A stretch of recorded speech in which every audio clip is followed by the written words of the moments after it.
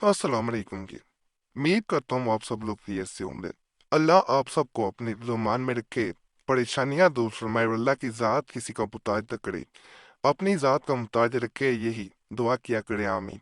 आज मैं बल बताने लगूँ ये तो अपनी उंगलियों को बाएं हाथ यानी नब्स पे रख के एक वजीफा बताऊंगा, जिसे अगर दो उंगलियों को अपनी नब्स पे रख के पढ़ा जाए और उस इंसान का पढ़ने के बाद नाम पुकारा जाए जिस इंसान के लिए अमल कर रहे हैं, तो इंशाल्लाह इंशाल्लाह मौत आ सकती है तो ये रिश्ता खत्म हो सकता है, या दो इंसान जुदा हो सकते हैं, या दो दिल जो हैं वो अलग हो सकते हैं।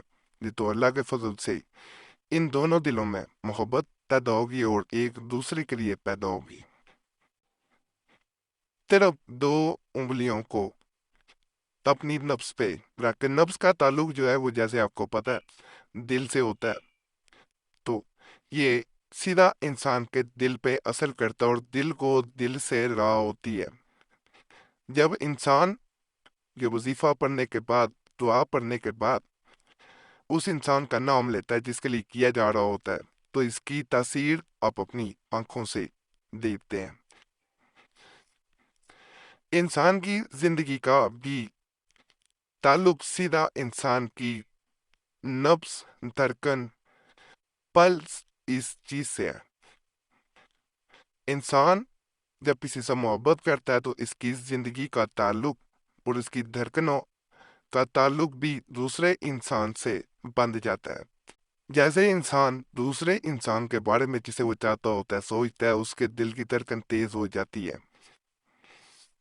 जबकि इंसान जब बीमारी की हालत में होता है उस वक्त भी सबसे पहले दिल की धड़कन को देखा जाता है कि उसकी धड़कन तेज है या उसकी दिल की धड़कन आहिस्ता हो चुकी है, स्लो हो चुकी है।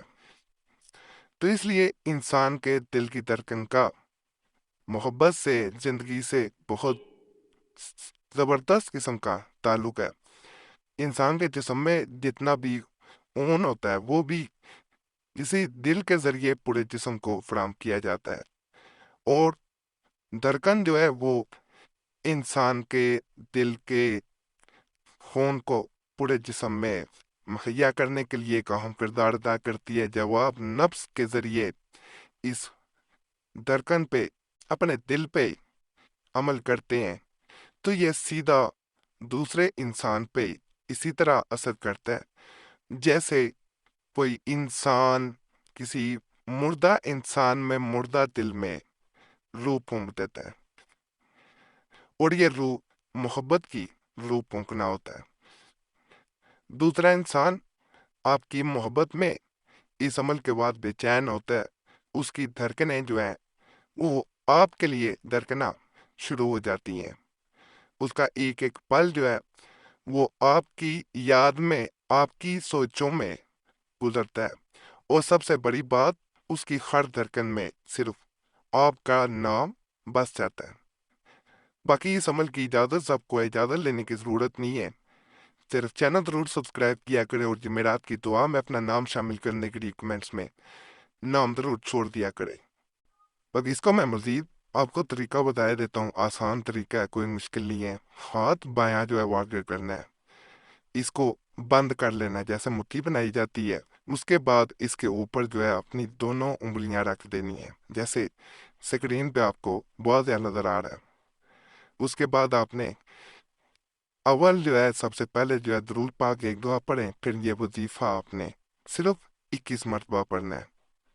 21 मरतबा पढ़ने के बाद आपने उंगलियां उठा लेनी है।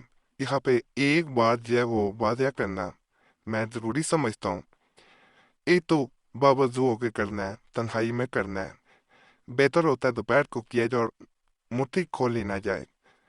जब अमल कर रहे हो मुट्ठी को खोलना नहीं है, अगर मुट्ठी खोलेंगे तो इस अमल का असर खत्म हो जाएगा, यानी किस्मत बजा पढ़ रहे हो तो मुट्ठी बंद रहनी चाहिए। मुट्ठी खोलना इस अमल का असर जाया कर देता है।